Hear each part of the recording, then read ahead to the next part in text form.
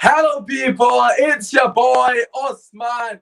Manchester United complete their second signing off the window. Edinson, gunman Cavani signs for Manchester United on a 2-year deal. I'm believing it's a 2-year deal on a free.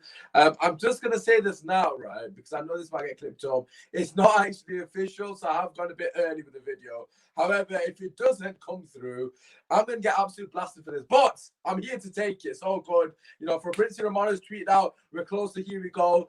Every other credible journalist, I can't think of the names on the top of my head, but practically everybody, Uruguayan journalists who are credible as well, they've tweeted it out as well, saying it's done deal. 2 years, potentially 1 year and extend, I think it is, but obviously we'll have more information regarding the deal completely tomorrow. But nevertheless, listen, I want to talk from both perspectives. I know a lot of people that aren't happy with this deal. I know a lot of people that are over the moon about this deal. I know my cousin in particular, Hamza. Shout out to you. Massive fan of Cavani. So I know he's absolutely elated that this deal has happened. But for me personally, I'm going to keep it 100 with you guys. You can go through my old tweets, as my cousin already has done, and tag me in things that I've said about Cavani in the past. I'm just going to say a couple of them right now. First and foremost, I've always said he's got elite movement. For me personally, he's got elite movement, and the other spectrum of that is I don't think his finishing is as clinical as I would personally like, although he's still a quality striker and he's definitely going to bolster our attack. Make no mistake about it. It's a good signing for me.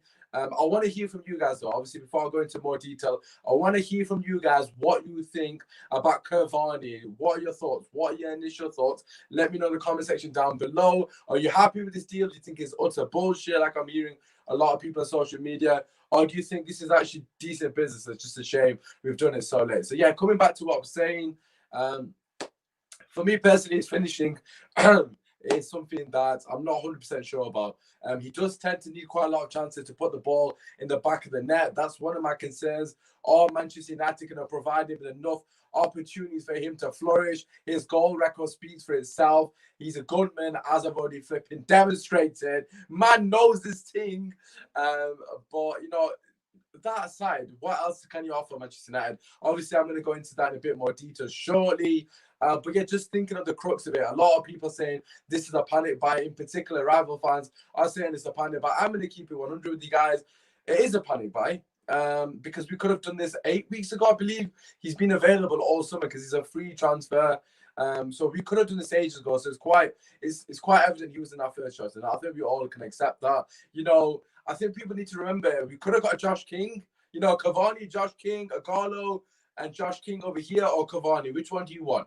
Like, I think United fans need to think, no, it could have been worse. I think that's the way I'm seeing it. I'm trying to be positive, a silver lining and all that good stuff. It could always be bloody worse for this club. We don't know what the board's going to do. By all means, they could have bloody announced Josh King. So for me personally, the fact that it's somebody that I respect as a professional, I think he's a quality character to have in the dressing room. He's a leader. He's got unbelievable experience. He's played at a very high level. Champions League. He's done it at the big stage for Uruguay on numerous occasions as well. He's bringing a lot of experience to the team. So he does have a lot of positives. There are a lot of pros and cons. Obviously, like I already mentioned, it is a panic buy for me personally. Obviously, let me know what you guys think. But nonetheless, I think it is a good choice. It's a free, it's not a massive risk. A goal is leaving in January, so we definitely need to sign a striker. I suppose we've kind of done it a bit earlier than getting him in January, so to speak. In that sense, it's a positive. I just think, for me personally, right, if this is the last signing we get, I think this is where I stand. Again, I can't speak on behalf of you guys, so you let me know what you think. I'm just a bit pissed off. The fact that Cavani is happening before Telles and potentially Sancho. I don't think the Sancho deal is going to happen, although he's trying to push it by the sounds of it. I just think it's too late for Sancho. I think if we signed Sancho or Telles, I would have been more accepting of the Cavani deal. And I've been like, okay, this is brilliant. It's an added play. It's a bonus, so to speak. But it kind of seems a bit of a cop-out. I've got to be honest. You hear the name Cavani, Edinson Cavani, gunman. Everyone's going to be talking that he's a gunman, he's a bagsman, and etc. The romance of him going back to Paris, having his last dance against PSG in the Champions League. There's a lot of romance surrounding this deal. A lot of people want it to be successful, as we did with Falcao, Ibrahimovic, etc. But you've got to put it into the context of the overall picture. This whole transfer win has been an absolute shit show. Let's be real. The Cavani deal, they're trying to mask it by getting someone that's like a big name. I suppose it's not really a marquee signing because of his age, but in a sense, people will still try, translate as a marquee signing because it kind of falls into that Ibrahimovic category of like, oh, he's a star, he's a world star, he's a world-renowned player. So I do think they're trying to copy it. The tan tip piss was a bit was announcing him. Another issue as well I've got with this deal as well. Again, this is just for me personally. Let me know. There's a few of you watching. Let me know your thoughts. But his wages and the fee that we're paying to his agent corresponds to how much. Pardon me, I've got obviously my voice is going to tell, but his wages and the agent fee corresponds to the amount that Tellers is available for. So, from what I'm aware of, is accumulating 18 million this deal. So, I believe his agent wants about 8 million and he wants 10 million for his wages, which to be fair is a lot of money, but given our current wage structure, I don't think it's that bad because we're not paying a fee for him. So it's okay, it's give or take. But it's 18 million. The deal's 18 million, give or take, obviously including his wages and his agent fees. Tell us it's 18 million. So again, this is another con potentially for people that aren't happy with this deal. I'm trying to be, I'm trying to give a balanced argument here because obviously I know everyone's going to have contrasting views. We have got a couple of comments here. It's a bad deal. Agent get 10 million, bro. I think the agent's getting 8 million and he's getting Cavani's getting 10 million. Either way, either or, it's not, it's not ideal in terms of money. But the way I look, I'm just gonna keep it real with you guys. I'm not gonna sit here and bullshit you guys because what is the point of that? It's not my money. That's the way I see it now. Because look, this sort of moral ground about, oh, we're paying too many wages, that is fucking long gone. We paid Henderson 120k a week. We're paying Phil Jones 120k a week. We're paying Rojo about 100k a week. We're paying Lingard 130k a week. I can go on with the amount of shit players in our squad. Well, Henderson not a shit player, but you get the point. The amount of players that we've got on stupid astronomical wages. So this Cavani thing regarding his wages, I personally couldn't give a shit because at the end of the day, that wage sort of morality, so to speak, that is long sailed. That ship has long gone. So I'm not even hearing that argument because look at Jones, Smalling, like I've mentioned a few of them. The wages isn't an issue for me. It's not coming out of my pocket. We had to get a striker. A Galo was going in January. Granted, we have to get Sellers. We had to get Sancho prior to Cavani. It's not Cavani's fault. We've got to bear that in mind. But yeah, regarding his wages, I can give a shit. Let's go back to a couple of other things I want to talk about. This club is taking L after L. It's hilarious from J Fitness. Don't forget, Rashford is over 200k as well. Exactly. Rashford is over 200k. Cavani, proven, I suppose you could say proven winner, but even I would win a trophy at PSG. But he's a goalsman. He's a flipping goalsman. He's got a fantastic record. Like I've already said at the start, I'm not 100% sure how clinical he is, but his movement is elite. These guys can definitely learn a thing or two from him, and he's going to bolster the attack. We need more goals off the bench. He's going to offer us that. He might play some games, the game against PSG, for example. He can go away to PSG, having played there for 7 to 8 years, no fear whatsoever in his head. He knows the players inside out. He's going to give us that experience. He's going to calm the nerves of the front line. So there's definitely positives regarding this deal. The wages, I understand. We could have put that towards a left back. I completely get that. But it's just a board, isn't it? At the end of the day, the board is an absolute shit show. But let's come back to the player in question. Where does he offer us his services? What does he bring to the team? Like I already mentioned, my sort of worry or dilemma, whatever you want to call it, is the fact that I'm not 100% sure the situation in his finishing are we going to create enough chances? My hope is that Pogba and Bruno provide us balls over the top because, like I already mentioned, his movement is brilliant. His movement off the shoulder in general is phenomenal. He's one of the best for it. That's what he's known for. Of course, he's a gunman, but he's known for his movement. That is one of his strongest attributes, without a shadow of a doubt. I'm hoping that link between him and Pogba massively flourishes on players with intelligent movement. You've seen with him and Griezmann, in particular at France, he loves a ball to Griezmann, and they have that link up from deep. Pogba finds him without a shadow of a doubt. Hoping Cavani provides a similar outlet to that. And I think people need to understand that he's coming to replace Agallo. He's not coming to replace Martial necessarily. Of course, he will offer him competitiveness. Of course, Agallo can't do that currently. But he's coming for me personally to replace Agallo. And Agallo, Cavani, it's not even close. They're not even in the same conversation. But yeah, let's get a couple of other comments in. I probably should proofread this, but it is what it is. Cavani would be hated, but once this massive player is on the field, intimidating defenders, it's only then he would be most loved and looked after player. Cavani is a huge character, and we lack that up front. look, it comes down to, you know, we do need characters. He's elite. He's definitely a leader without a shadow of doubt. He's got immense experience. He's got quality and abundance to pass on to the younger lads. You've got to remember, I think we need to remember that, you know, our squad, in terms of front three, the average age is 21. 21 for the average squad for the guys up front, man. That's not good enough. You know, it doesn't matter about the age, but I'm saying in terms of experience-wise, in the Champions League, you need experience, you need characters, you need people that are going to get you through difficult moments, difficult games. And sometimes you're going to look at players like Cavani or Rashford. You know, granted, he's played a lot of games under his belt, but you're not going to look at Rashford. Like, if you're looking, like, just imagine we're like 2-1 down, for example, I don't know, Leipzig. We need to go last 10 minutes. You know, I know Rashford scored this penalty, and he showed great character there. But if you're looking for leaders, you're not going to look at Rashford, you're going to look at Cavani. I'm hoping he has a similar impact to what Zlatan did. Zlatan was very influential in the dressing room in a positive manner. And from all the reports I've read of Cavani, he seems like utmost a professional, similar to what Mata is in terms of the way they're describing him. So he can only bolster that in terms of his character into the dressing room. And obviously he offers goals, man, 10 to 15 goals without a shadow of doubt. Is he coming in to replace Martial? For me personally, no, he's not. He's going to offer more options to Ole Gunnar Solskjaer. We've been crying out for options off the bench, and Cavani definitely provides that. We've got another comment here. Obviously, if you are watching live, get your comments and let me know your thoughts. I'll put them on the screen as I am currently doing. If you are new here, make sure you subscribe to the channel and drop a like. We always provide updated content. If you haven't already, we have just uploaded a match preview with rival fans, and I know you're going to love that. It was absolutely class. 2 Spurs fans, 3 Manchester United fans. It was brilliant banter. You're going to enjoy that one. But anyways, I digress. We signed Cavani means we are getting Sancho too, because Sancho without large dominant finisher would be cake without cherry. Right. Regarding the Sancho thing, I've got to be honest, I don't think that's going to happen, sadly. You know, it's disappointing. I do think we need to get Telles over the line. I think that is definitely a possibility.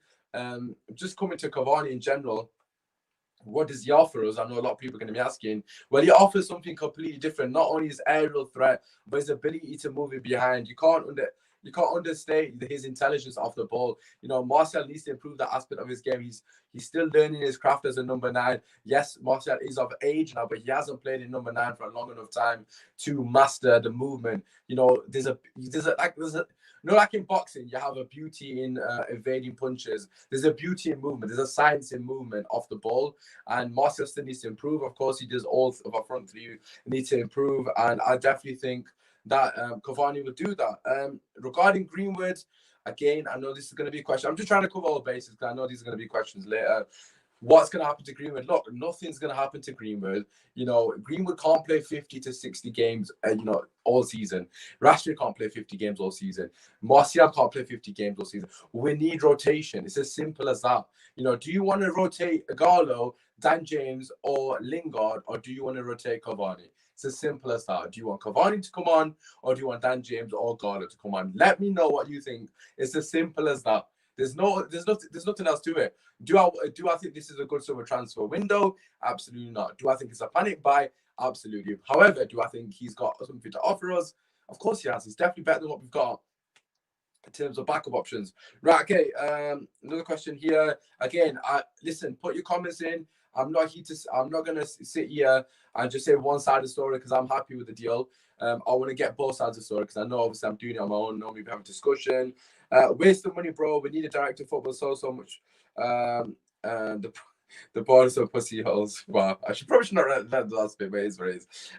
Listen, I've got to say one thing this does reek of is desperation, and I'm not going to shy away from that. It is a panic buy, as I've already alluded to, but it's very desperate in terms of, oh shit, we haven't got anybody else. Let's get Cavani. Because as I've already mentioned, he was available for like 6 to 8 weeks. Huge desperation in this deal. I'm not denying any of those factors.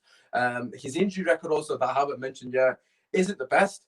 He just have a very bad injury record, and in particular muscle injuries. I just had a quick search. His last injury was actually in January 2019. I'm not sure if he's played a lot of football since then, obviously the pandemic, etc. And of course, he's been a free agent post-pandemic, so of course he hasn't played then. But he's had a lot of injuries, predominantly muscle injuries, nothing like a break or anything, but a lot that's kept him out for a lot of 2019. And that's another thing that we do need to factor into the whole situation. He's injury prone. It's as simple as that. He's getting on a bit in terms of age. He's injury prone. Right, okay. Adam Zayshandar, a close friend of mine. If you watch the channel regularly, you know that he does a watch along with me. It's not a good signing. It feels like a signing Falcao all over again, and we know how that turned out.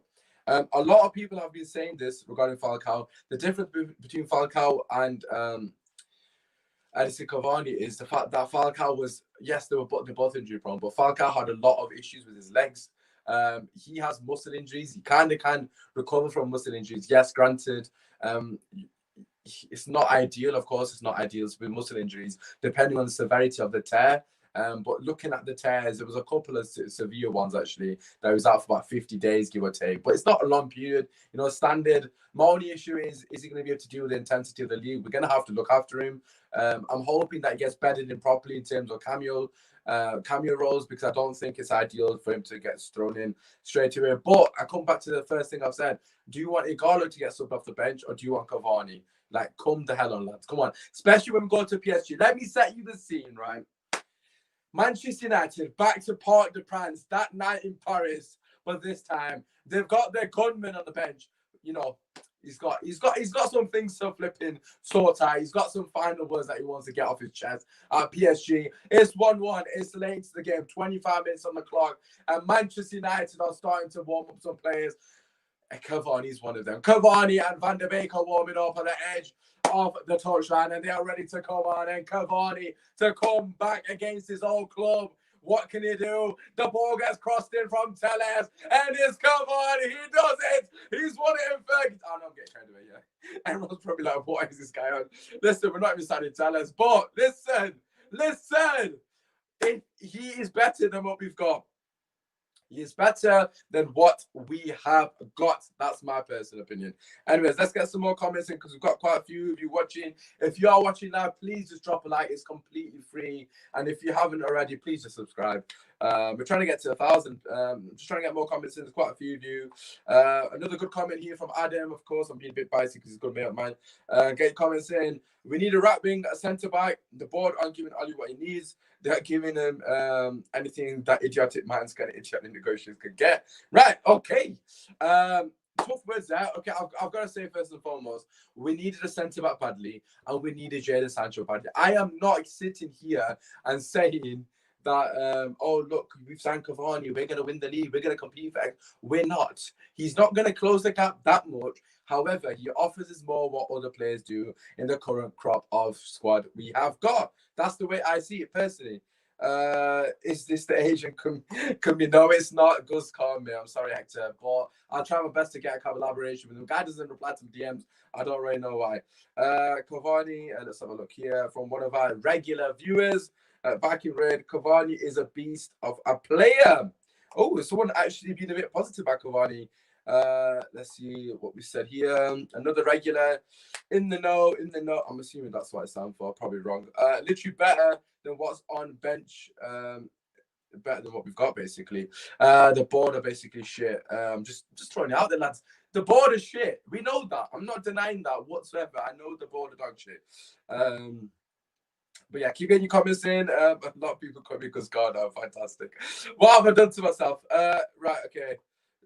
Again, contrasting views. That's okay. Everyone is entitled to their opinion. Hector Rico, Cavani's an old man trying to get one last big payday before retirement.